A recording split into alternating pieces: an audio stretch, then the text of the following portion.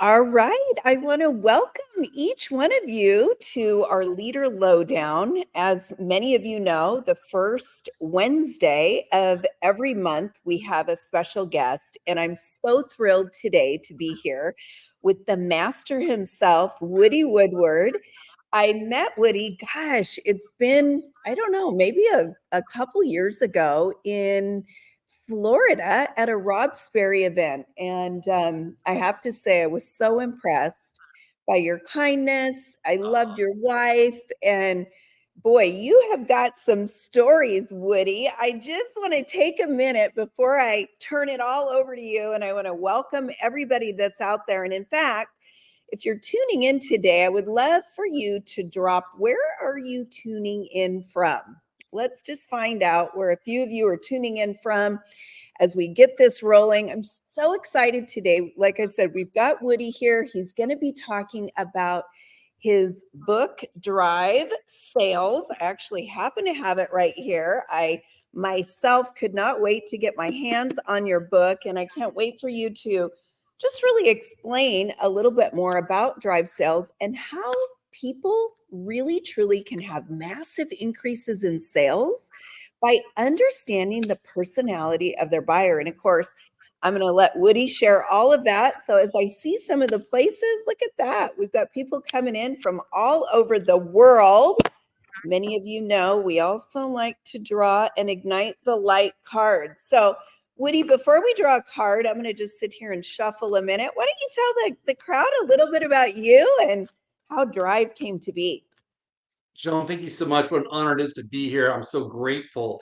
It's fascinating. You mentioned my wife. My wife changed my world more than any other human being ever has. Of And course she did. let's be honest, let's just call it what it is. Yes, we don't live without our women. So years and years ago, she said, "I need you to read the book How to Win Friends and Influence People." Now, in the personal Oh, development so space, it's a pretty. classic, right? There was one quote in that book that literally triggered the development of drive. Second chapter, first page, lower left hand corner. The deepest urge in human nature is the desire to feel important. And I thought, there's no way that's true. I don't want to feel important. So I went out to prove this guy wrong. He's been dead for 56 years, but in my mind, I got to go prove him wrong. And in the process of trying to prove him wrong, I actually proved him right. And then have written 42 books since then and developed Drive and helping people understand what drives them, motivates them, moves them. And we'll get into that in a second. Yeah, that's awesome. Well, I can't even imagine 42 books under your belt. My gosh, obviously you've got something to say, and we've got people that are so incredibly hungry to learn. I think I was just talking to a coaching client, and right now, and Woody, I bet you would agree with me at some level, we've got a similar situation going on in the world to what happened really in 2008, 2009. And I look back at my team and I remember being a leader of a very large team and, you know, not really at a loss of what to do, but looking at, okay, what can we do? What are our superpowers? What are our secret sauces? How can we be different from the next, network marketer? How can we be a standout team overall? And one of the things that we did was, we started a campaign where I came up with something called the Savvy Pro Close. And I taught every team member to close every customer sale, every business opportunity sale in the same way. And, our team moved into the number one team within the company because it started with one leader, it spread out to all the leaders, and everybody embraced this. And when I was thinking of who I wanted to interview and what are some of those special things and secret sauces, this came right to mind because this is something that when people figure it out, I mean, right here on your cover, 400% increase in sales, I think it's something that people really need to hone in on right now. What about you? You're spot on, and it's interesting you bring up 2008. So I had been very successful at a young age, lost it all, made it back, and then it was challenged again in 2008. So Right. I had lost my house, my cars, foreclosure, the whole bit. Though I was at that time, loaded but leveraged. And so the dominoes came falling down, and I'd already developed drive. And so I thought, okay, I need to tap into my own drive to recover from this. So what I love the most about drive is, yes, we're going to talk about cells, but it's about you. If you can get on dry ground, you can save other people who are drowning. But if you're drowning and you're dying, you can't serve other people.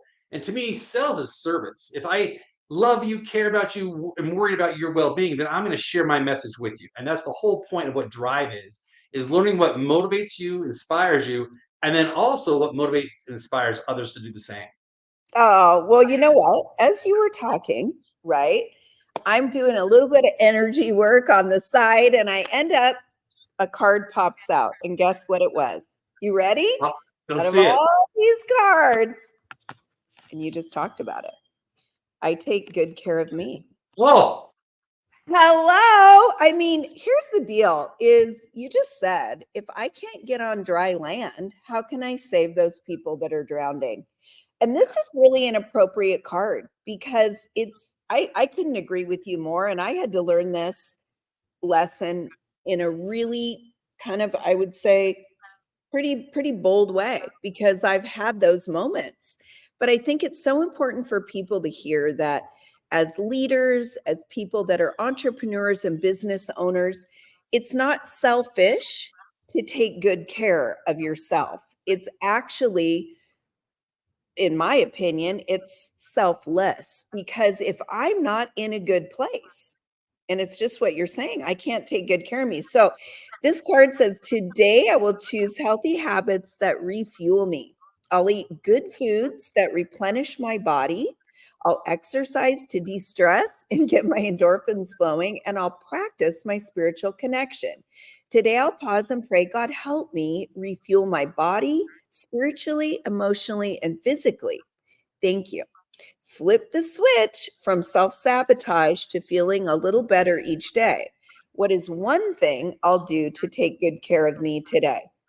So Oh, what you could have picked a better card. That's I exactly what we're teaching today is how to be I know, self-aware and not selfish. So right? beautiful, beautiful. And I love it. So really what I want to do, Woody, is I'd love for you to tell people a little bit about the training that we're going to do. And then maybe at the end, I might ask you a few different questions. I don't want to interrupt because I know you've got slides and an incredible training. And I want to just be able to really allow the crowd out there. So, those of you that now is a great time to grab your pen and paper, we're going to take some notes and I'll prompt you guys as a group during certain things that Woody's talking about. And Woody, I'd love to just turn it over to you. You ready? Let's do it. And Okay. I'm not going to give them any heads up of what's coming. I Okay. believe that the self-discovery and the mystery itself is what makes life beautiful. I So love I'm going to jump straight in. Can you see the sign? it. Okay. Does it say predictability of cells? There we go. How's that? All right. Yeah, We're here. beautiful. Let's just start and have fun. All So what right. I want you to do is pick a number between 1 and 10. Any number between 1 and 10. Okay. I'm going to pick Now, 9. don't say it out loud. Don't say it out loud. Oh, okay. I'll pick another. Okay. Yeah, everyone just pick a number between 1 and 10. Okay. Now that you Gotcha. have that number, double that number. And don't say what it is, just double it in your head. We're going to do some simple math. So you pick a number between 1 and 10, double that number. Now add 6 to that number.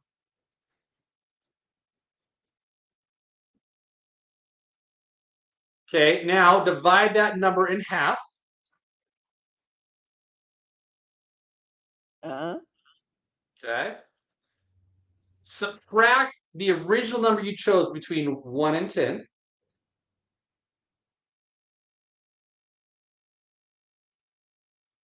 Now, on the count of 2, say your number. 1, 2, 8. 3. 3. If you did the math right, every single person would be at 3. Oh, It's really? yeah, Oh, honestly. Okay, just for fun, let's go back. Give me your original number. okay. I had 9. 9. Okay, so 9 it is. Double that number is 18. Right. Add 6 to that number is 24. Right. Half that number is 12. Subtract your original number of 9 is 3. Yeah. You know what's funny is I see where I went wrong. I did. Yeah. All So right. I divided wrong. here's what's fascinating. Everybody on this call just got the number 3. So Wow. it's learning how to stack the sales odds in your favor. It's nothing more than a math equation. It's nothing more than a magic trick, but it works every single time. It's no different than understanding what drives human behavior. When we totally understand what drives people, we get the exact same results every time. So years ago, two friends were out on this country road. A friend pulled over Walter and Arthur, and Walter turned to Arthur and said, "I bought this land. It's 60 plus acres. I want you to buy all the surrounding land because it's going to double in value in the next year." Now, Walter and Arthur had been best friends for decades. And he looks around. Arthur looks around and says, "Are you crazy? We're out in the middle of nowhere. Like there's jackrabbits. We're miles from a freeway. Why would anybody come out here?" He said, "Hey, I have risked everything." Walter just kept, and we've all done this in sales. No, you got to get involved. It's amazing. It's going to explode. And then Arthur gave every excuse he could possibly come up with. Look, time's not good. Money's not good. I got to talk to my wife. And Walter said, "You don't have enough time. In 1 year, all this is going to double, maybe even quadruple in value." Well, 1 year later, Walt Disney opened up Disneyland, and his best friend, Art Linkletter, had the rights to buy all the surrounding property, and he missed that opportunity. Now, whose fault is it that he missed the opportunity? You can argue that, yes, it's Art's fault because it's personal responsibility. He should have seen the opportunity. I believe it's Walt's fault. Walt did not convey to Art the importance and did not speak in the language that Art represented himself with.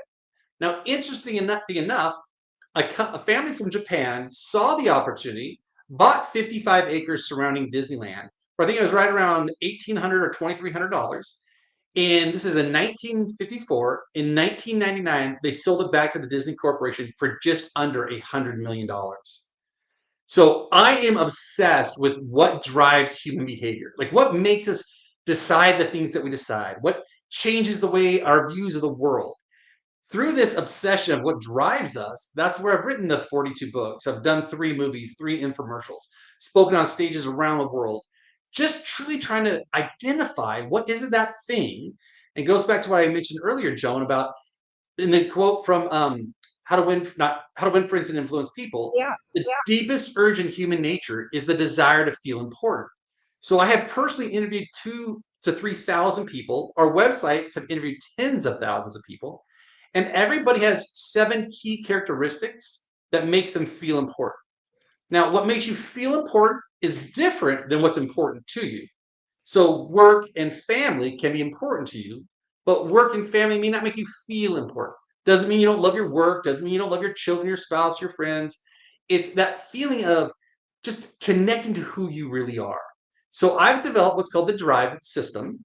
What I want you to do is read all of these words first, then go through again and read them and identify which card, the D, the R, the I, the V, the E, has the most amount of words on it that makes you feel important. Now I'm going to pause for 4 minutes. I'm not going to say anything. I don't want you to have any distractions. Just read all the cards and then read them again and choose the card that has the most amount of words on it that makes you feel important. Now, Okay. once again, what makes you feel important is different than what's important to you. So what's important to you is your opinions and those things that say, "Oh, this is really important to me." You'll die on that hill. A feeling of importance is where you really feel connected to your inner source, yourself, that higher level of "I feel on top of the world."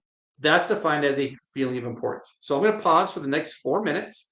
Go ahead, read all the cards, and just put them in order of what makes you feel important.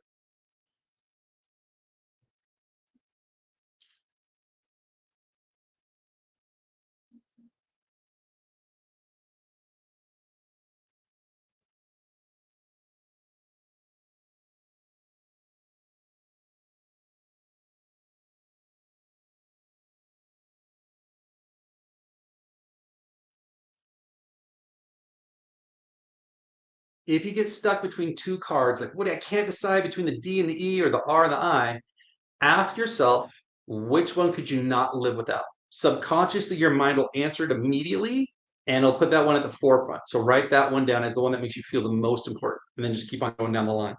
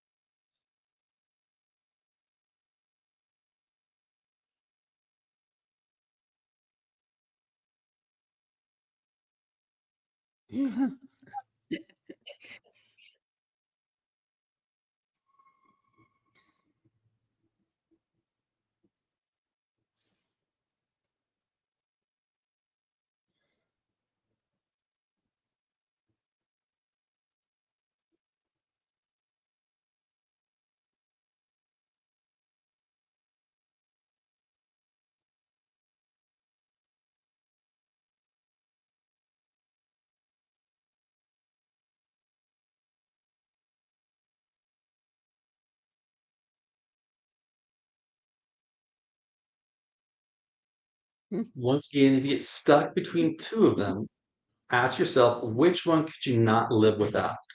Your subconscious mind will immediately answer it. That's the one that's defined as what makes you feel important, not what's important to you. We'll give about another minute. Okay.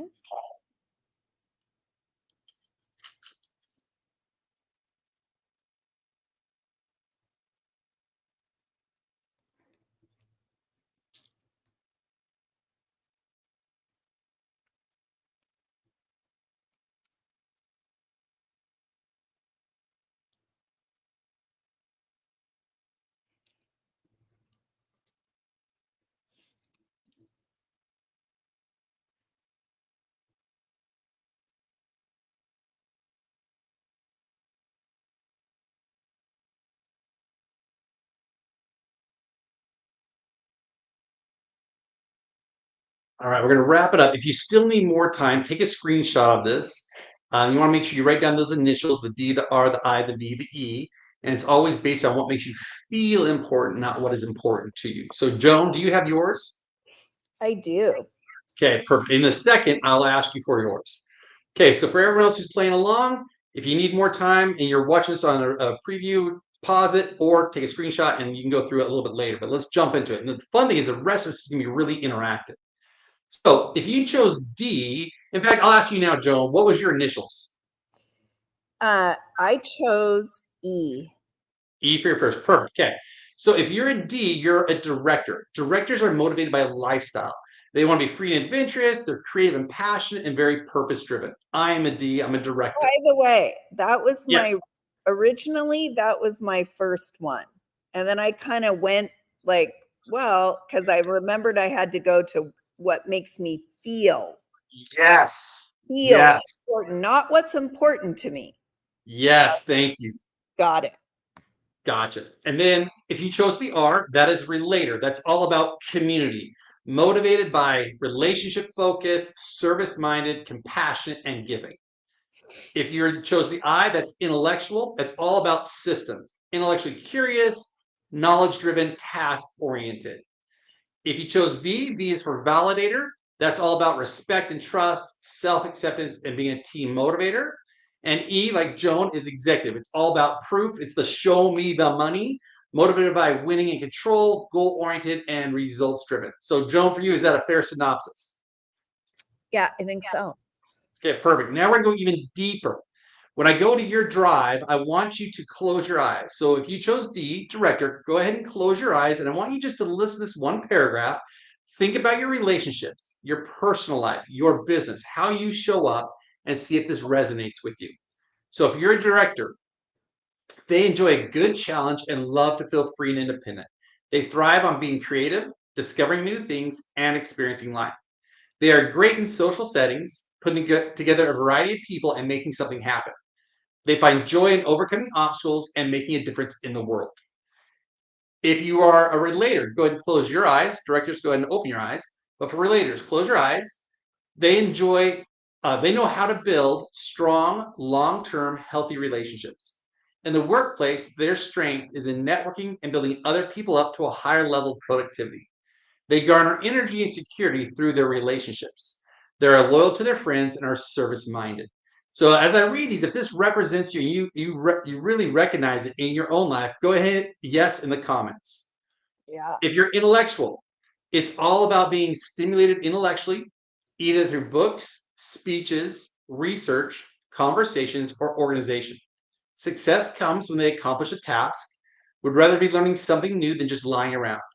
They are driven to understand and be more knowledgeable. They like to share what they know with others. So go ahead and open your eyes. If that represents you, hit a yes in the comments. For our validators, go ahead and close your eyes. They enjoy intimate small groups of people where they're being validated. Often, they are wonderful at giving validation to others. Their confidence stems from the strength of their relationships.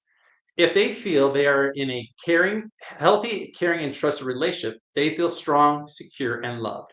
Go ahead and open your eyes, validators. If that represents you, hit a yes in the comment. Executives, Joan, go ahead and close your eyes. They are productive and thrive on getting the job done, task-oriented and focused on getting results. They do not like small talk and would prefer tackling a project rather than sitting around and wasting time. They are happiest when they are pursuing or achieving a desired goal. Go ahead and open your eyes. Joan, does that represent you? Yeah, you know what? I think actually I might still be more the director, Gotcha. The director D, but I think what I recognize when you read those, and maybe this is true for a lot of people, is I've got a couple things in all of them that make me feel important technically. Um, and as you read that, I think the director is more who I am, but some of the different things make me feel important, even if it's not as important to me. So Correct. Okay. So it's you're what we an in thing. this training, I'm not going to go into what's called primary and secondary drives, but we Yeah. all have a primary and secondary drive. So I'll just do a quick segue really quick. So Okay. you're what's called a director executive, meaning you're motivated. Think of it like a car and the gas. The car is your primary drive, the first one you chose. So let's say you're a director. The gas you put in that car to give you that lifestyle you want to be free and independent, to Okay. be creative, is your secondary drive, which is the fuel. So the executive, the proof, the winning, the control, setting goals helps you live the lifestyle you want to live. Is that more accurate? Yes, that's Okay, true. so it's funny because you and I have connected years ago. I am a director executive as well. So it's Okay. easy to be friends with people who have your same drive. It's just instantly, simultaneously easy. So you have Yeah. a primary and secondary drive. The primary drive is the car, that's the direction you're heading in your life. The fuel to make that car move is your secondary. Now, that's the only time I'm going to talk about primary and secondary on this call, but I'm Yeah. happy to come back and do a future training on it. Okay. I like it. Okay, so let's take drive and let's go deep into Shark Tank. You know, as entrepreneurs, as salespeople, we've all watched the Shark Tank. We're engaged by them and what they do. So if you break down each of the sharks, you'll notice a very distinct drive. So Robert, he's all about lifestyle. It's his cars, his house, his plane. He was on Dancing with the Stars, ended up marrying the woman from Dancing with the Stars. You've got Lori. She's the relator. She's all about the community. On Shark Tank, if anyone breaks down crying, she'll say, you know what? I'll take you. I don't care about your product, but I believe in you. Let's get you results. Then you've got Damon John, who's the intellectual. He's the first one to ask, is it patented? Is it copyrighted? Where's your manufacturing? He's looking for that system. Then Mark Cuban is the validator. He's all about admiration, giving and receiving. He's that team cheerleader, always lifting people up. And then you got Kevin O'Leary. He is Mr. Wonderful. Show me the money. Like he'll say the craziest comments to people. If money's like little soldiers who go out attack at night and bring back more money. And if you don't have your numbers, you're no good to me. Like he's just all about the results. So when you look at it, directors are motivated by lifestyle, relators are motivated by community, intellectuals are motivated by systems, validators are motivated by admiration, and executives want proof. Now, this is the buying style of each and every one of us. So as a director, I buy based off spontaneity. If I like something, I see something, I want it, it's going to enhance my lifestyle, I'm all in. Yeah. So when I go through Drive, this is what we call the 20-80 rule, that you lose 80% of your sales based on your drive. So look at your 5 fingers. Each one of them is an individual drive. You speak one of them, but you accidentally alienate the other 4. If you learn to speak those other 4 language, that's where you have the potential to increase your sales by 400%. And I'll break you down how this works. So Walt Disney, he's a director. It's all about lifestyle. If you've been to Disneyland, Disney World, or Paris Disney, all of them are built the same way, where it's a wheel with a hub in the center, which is the castle, and it spokes out to all these different lands. Tomorrowland, Frontierland. It's always about lifestyle. He wants you to come to Disneyland. Even Epcot was built just as an experimental city. But you take his best friend, Art Linkletter, he was a validator. He owned his own TV shows, his own radio shows. Buying that land around Disneyland didn't meet his drive. Therefore, he wasn't willing to buy it. Uh-huh.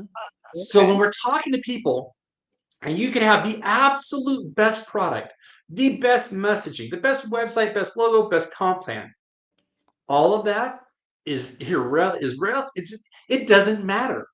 If you aren't speaking their drive, none of that matters. Mm-hmm. So the 20-80 rule, we have a single drive, and inadvertently and accidentally, we think everyone else is the same as us. So as we're selling based on our drive, we're alienating everyone else. So years ago, I got called in to do a sales training at one of the largest car dealerships in the Western United States.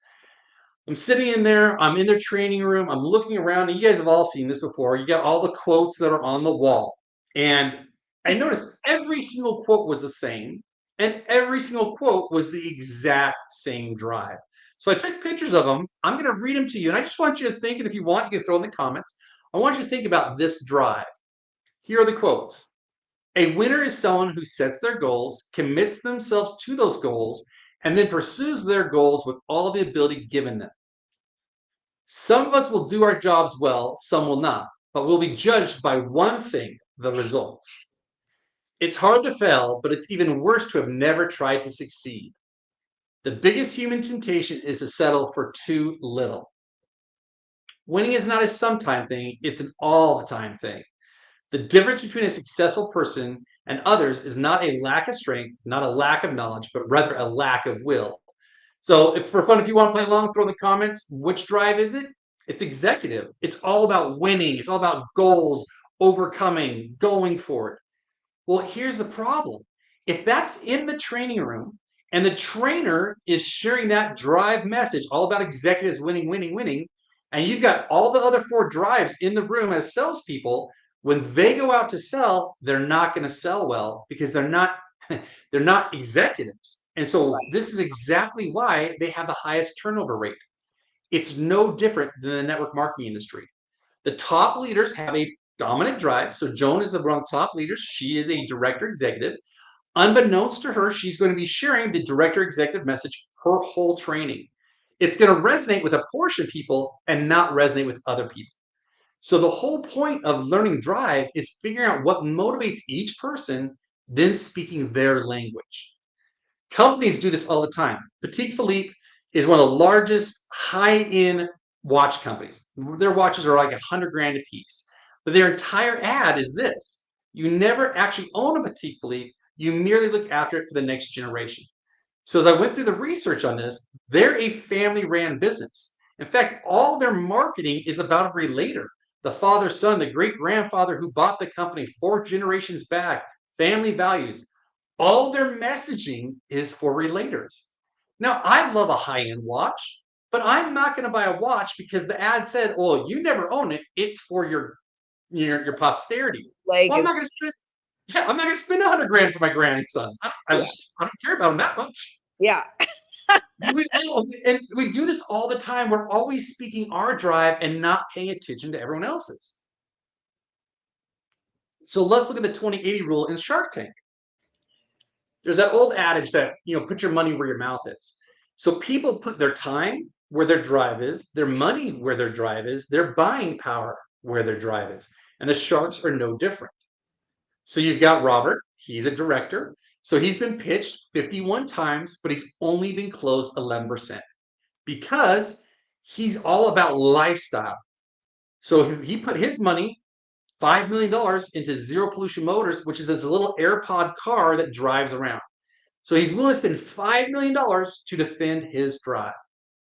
You got Lori, she's been pitched 311 times, only closed 20%.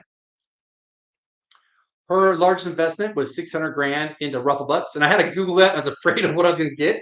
But it's a kid's clothing line. She owns 9% of the business. And as a relator, it's always about community in the future generation. So she puts her largest investment into kids. Damon John has only been closed 15% of the time. His largest investment was into Hell's Bells helmets, which to me is the most boring investment you can make. But to him, the systems of building a helmet to save the brain, DOT, government approval, all those like hoops you got to jump through, to him, that meets his drive. He wants to do it. Mark Cuban, I put this in green. He's been closed the most amount, but he's done the second to least amount of pitches. So why would someone who's only been pitched second to least, why would he have done the most deals? Because as a validator, he's the team player. Validators are phenomenal at giving validation to others. So he's going to help people along the way. But his largest deal was $2 million into 1031 Productions. Didn't know what that was. Googled it. It's a party company. So to be the life of the party as a validator, he bought a party company. And then who's actually been pitched the most amount of times, but closed the least amount. Because as an executive, he needs proof. So he won't spend his money unless there is proof. So his largest investment was in Zips, which is the company that has the individual wine glasses that you pull off the top, have a sip. So when you think of what's the most profitable industry in the world, it's got to be liquor and spirits. So that's where he's willing to put his money because that's the most secure, proof-driven type of product. So has anyone ever closed all the sharks at once? It took 5 seasons for this to happen. So Charles Michael Yim, season 5, episode 2. You can watch this episode on YouTube. He went in there asking for 250 grand for 10% of his company. Now, not a very sexy product. Breathometer, you plug it in your phone, you blow into it, tells you whether or not you're intoxicated. It'll order you an Uber, a taxi, or a Lyft. So kind of a needed product for bars, but not a sexy, fun product. However, when he was answering all the questions of the individual sharks, unbeknownst to him, he didn't know drive, he was answering based on their drive. And I sat there and watched this episode. I was like, oh my gosh, he's absolutely getting a deal for sure. Something happened that had never happened before. They started bidding each other up and they actually kicked him out of the room. And Kevin, the executive proof personality, said, hey, you know what? Let's not give him any more money than we need to. We all want in. Let's divide this way. And so they do this thing. Mark wanted half. So Mark got half and the rest took a different share. But here's what happened. He walked in asking for 250,000. He ended up walking out with $1 million, a 400% increase because he spoke to each and every one of their drives. So the 20/80 rule, as soon as you learn to speak to other drives, you have a 100% possibility of increasing your sales, or basically a 400% increase in sales communications. Isn't this is so good? Do you have any questions, Joan, right here? Yeah, as I'm thinking, what I would love to ask you is how, from a network marketing, perspective, would you encourage people to find out rather quickly what people's drive really is? How are they going to do that, Woody, if they don't have the book quite yet or the cards, which, by the way, I just love these. I pulled these out. I got these cards from Woody at an event.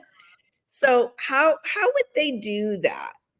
Great question. There's 3 questions you can ask somebody. I call it the conversation close. The first question is, other than work and family, what are you most passionate about? Other than work and family, what are you most passionate about? Here's why we say other than work and family. So, a Gallup poll did a study and found that 70+% of people don't like their jobs. So if you say, oh, what do you do for work? And this always happens in networking, but, oh, what do you do? Now 70% of people instantly don't like you. So don't ever ask somebody, what do they do? Then we know the divorce rate's hovering around 50% for the last 50 years. Don't ask someone whether they're married or have kids. Just leave that off the table. So the question is, other than work and family, what are you most passionate about? Now, if they are passionate about their work as an executive or a director, or if they're passionate about their family as a relator or a validator, then now you have permission to talk to them about that. But so I just make it as universal as possible. Other than work and family, what are you most passionate about? Now, the second question is to gauge that answer. So I'm going to ask you really quick, Joan, other than work and family, what are you most passionate about? Other than work and family, I am most passionate about helping people. And that's really kind of on all levels. Like it just fills my cup to help somebody. Even if I see someone at the grocery store looking for something, I kind of feel like, oh, I want to help out that person. Or yeah, I think that would be probably, and helping them overcome a challenge, helping them, get unstuck, those kinds of things, helping them also probably, you know, draw out of them what's most important to them. Perfect. Okay. So now the second question is, when you aren't able to help people overcome their challenges, how does it impact you? Oh, I can help them every single time. No, just teasing. So Um, when well, you yeah, can't, how does it but impact you? yeah. So if I can't help them, probably it depends on what it is. If I can help them because they're not taking action, meaning I've given them some tools and they understand the tool or the idea because they've wanted it, but maybe they didn't take action, that I can let go. But if I just can't seem to help someone because I'm not sure what to do, that makes me feel like like I just well, it makes me feel like I need to help them find someone else. So I don't know if that No, makes that's sense. that's that's no, it totally makes sense. Okay, third question. Yep. When you are able to help somebody and you're able to change their life, how does that make you feel? That's probably why I do what I do. So it's like the best ever, right? Okay, And spot on. yeah, okay. Okay, so let's break this down. First question, other than work and family, what are you most passionate about? So the passion is equal to the drive. So you said helping people. Now I'm always going to do a follow-up question. What is it about helping people? Because if I went with just helping people, I'm going to think, oh, she's a relator. But as you went into like it's helping them overcome a challenge, helping them find a solution. That is definitely director executive Yeah. right there. The second question, when you aren't able to and you insert their passion, how does it impact you? We're looking for a negative. And you're like, yeah, it's hard. Like I got to find a way. Like it really bothers me. Like I got to find this. If they say, oh, nothing doesn't impact me at all, then we don't have their passion. Go deeper. Yeah. Then the third question, it's kind of like how math subtraction is proven by addition and subtract. So the third question is, when you are able to, how does it make you feel? And you're like, oh, on top of the world, I feel fantastic. Now we know we have your drive. So without knowing the drive, if we hit that point of their true heartfelt passion that is going to equal their drive, now we can move forward and it's fantastic. And all that in the book that you have is in chapter 7. And I was just looking here, Woody. This is interesting because I look where I am. I just had this open chapter 7. But what I was going to say is I recognize when you're explaining this stuff, I recognize like where was it that I became passionate about helping people? Like where, how old was I? When was this going on? And I remember when I used to work for my grandpa at his store, I just watched, like, how do we learn? We learn by going, like as a kid, like, this is gray. This is a gray cup, right? And I remember my grandpa sharing with me, you know, basically every Saturday, I go get my friends and customers donuts at the local bakery. We lived in a small town outside of Seattle. And Oh, wait, that was hold on. What small town? I'm from Seattle. What small town? oh, I lived over across Bainbridge Island, Paulsbo area. Yeah, Yeah. I grew up in Everett. Oh, okay. Well, there we go. Yeah. So I grew up in right in Paulsbo, Bainbridge Island, Silverdale area, all that Kitsap Peninsula. And my grandpa would go to Sly's Bakery, which is kind of like a famous bakery there, and grab these donuts. And when I was just like a little fourth grader, he told me, here's your money, and here's how you're going to go pick out the donuts for the people. And I remember just wanting to help them and get the right donut, and even getting my grandpa the maple bar because I knew he liked it. Right. But it's interesting because then I remember when I lived in Mexico when I was in my young 20s, I would always want to help people like go to the best restaurants and you got to visit this. And because I also like that like adventure and I want people to experience fun things. So it's interesting how this kind of, as you're talking, it's causing me to think. And So let's is the drive something that's in people's nature? Are we kind of made up this way? Would it be fair to say? Okay, so this is a fun segue. We're gonna go on. This is what I love about these live calls is I got PowerPoints. I don't care if I deliver them. I just want to go where the discussion goes. So your drive, in fact, I'll break down some principles. There's 5 principles in drive.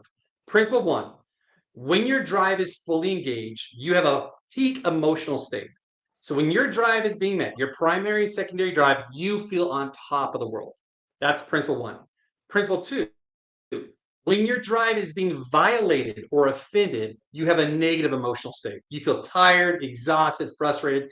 We've all experienced this. You're driving down the road, you get a text, phone call, email, and the contract fell through. Someone bailed on your company, and emotionally you crash. I'm obsessed with why. Why does this happen? That's principle 1 and 2.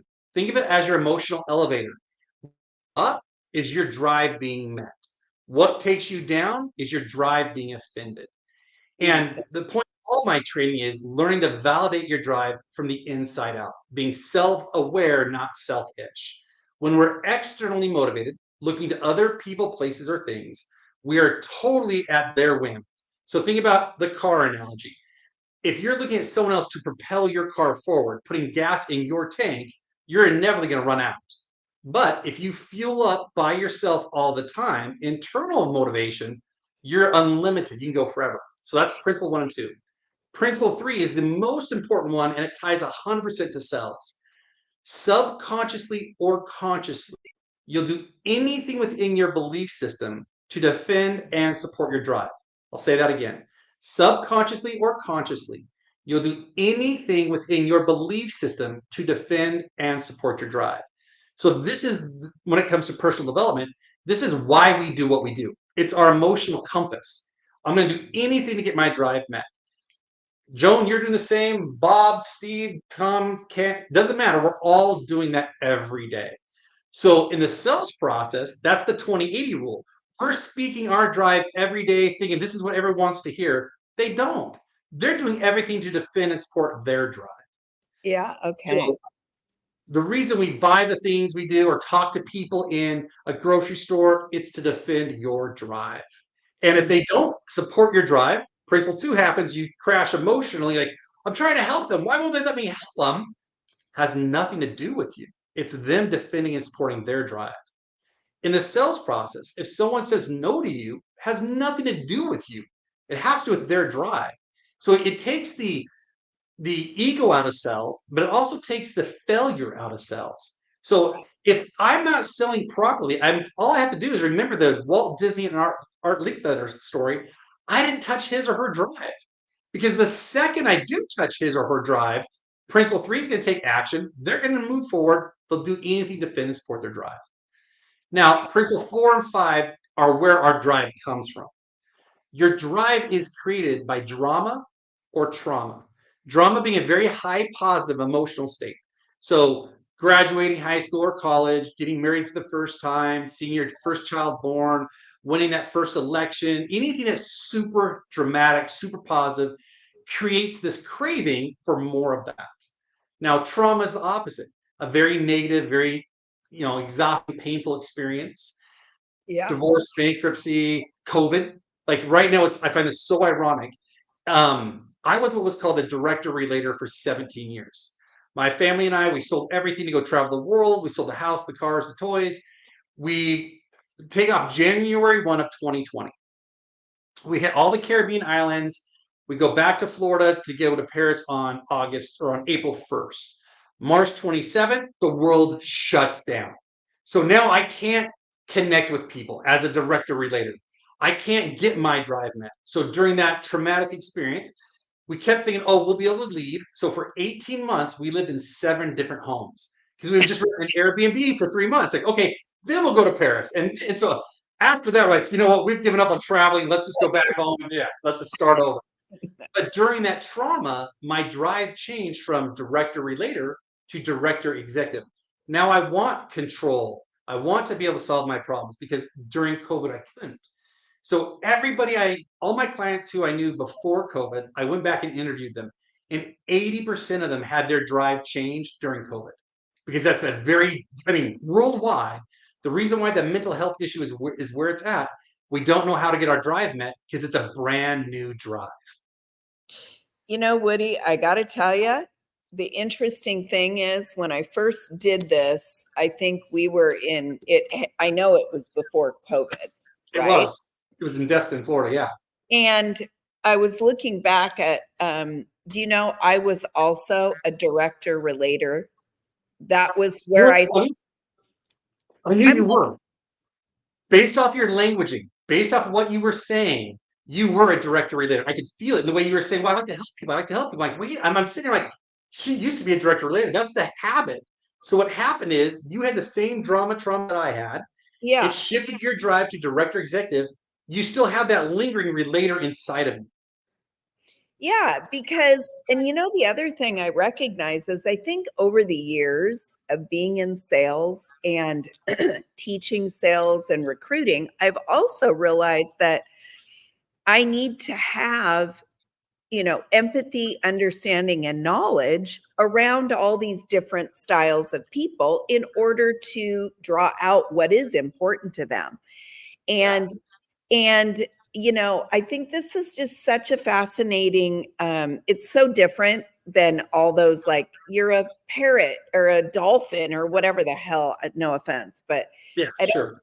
all that stuff to me is like, okay, but this really resonates because I feel like a couple things. I feel like what you said, I'm looking at these questions, and it, like, at the end, it was totally obvious what you said, like, It totally was. As you were, here's what I love about Principle Three. You'll hear me talk about Principle Three all the time. Subconsciously or consciously, you'll do anything within your belief system to defend and support your drive. So the reason why I love to listen to people is you can't hide your drive from anybody. It's physically impossible. So the right. way we decorate, like I was looking at, you're a director executive. I've got Legos up here. I've got toys, trees, liberty, Yeah. plants. I was looking at your background. It's the same way. You got plants I everywhere. got You got plants, I got all my creative art, I've Yeah, got, you talked about Mexico, you talked about where you live. You're a director, right? You yeah, can't hide from it. Like it's right. physically impossible to hide from it, which is wonderful. So if people will master drive, and it takes no time at all to master it, all you gotta do is pay attention and then serve people, love people, speak to them the way they want to be spoken to. fortunately, this summer, our family and I were finally able to go to Europe. So we spent the summer in Europe, where we went to 9 or 10 different countries, and it reconfirmed to me the importance of drive. If you go to Spain or you go to Italy and you expect them to speak English, you're being selfish. Well, why don't they understand me? Well, because you're in their country. When you're presenting your message, your product, or your service to other people, and you're expecting them to like it the same way you like it, that is selfish. Yeah. So learn their drive, ask them the 3 questions, or in the book, they're in the card system, which you guys can all get hold of. Then you can have the best conversations. It's like having a translator with you, and you can have any communication you want to have.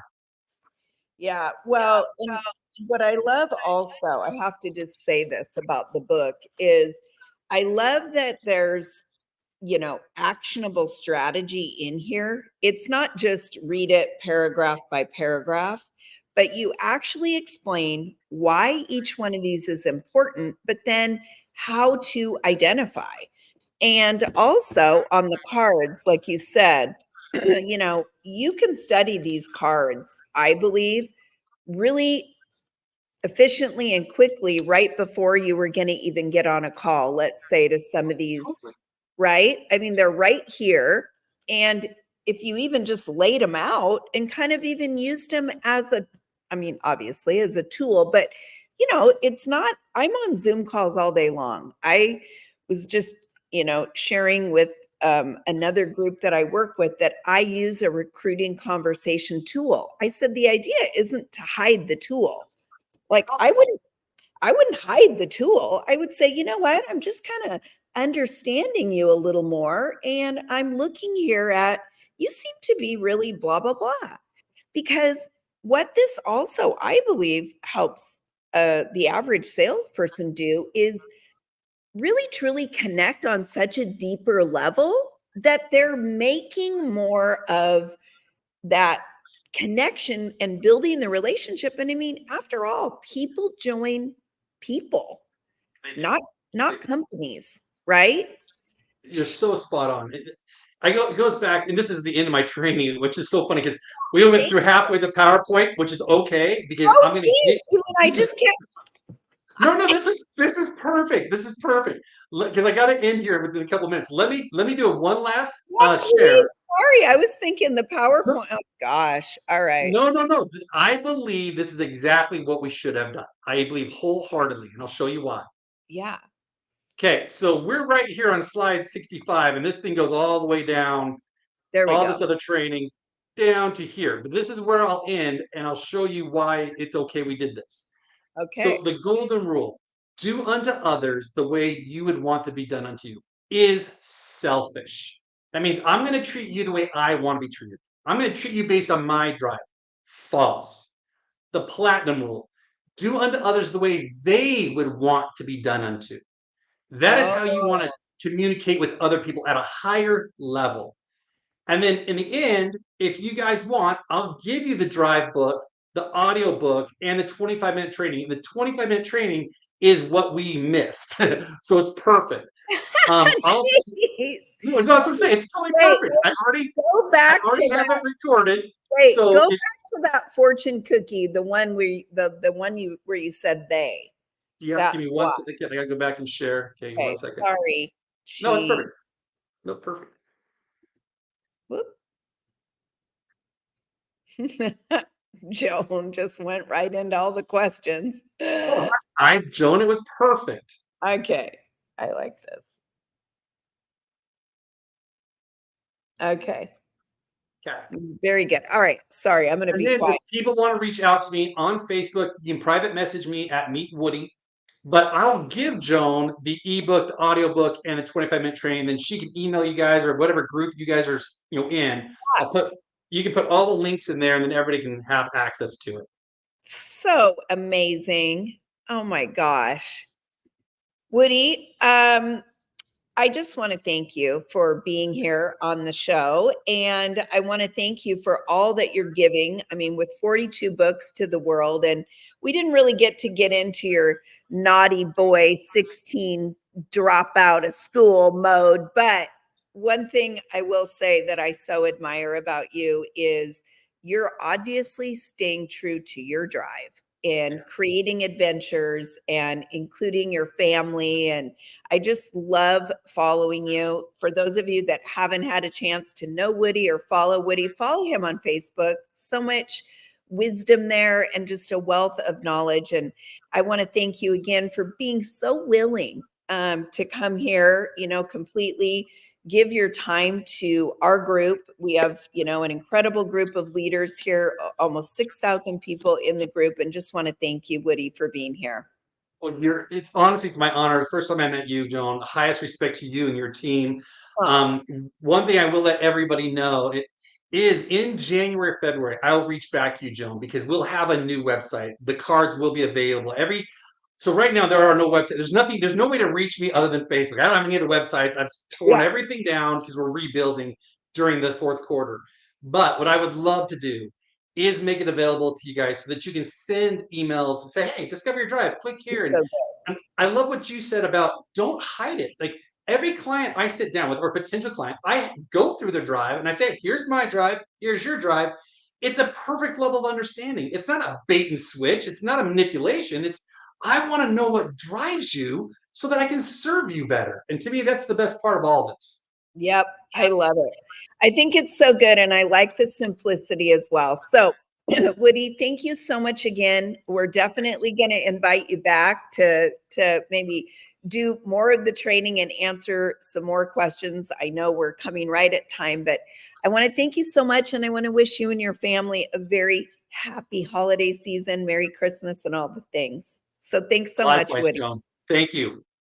All right, guys. And as you can see down there, Facebook at meetwoody.com.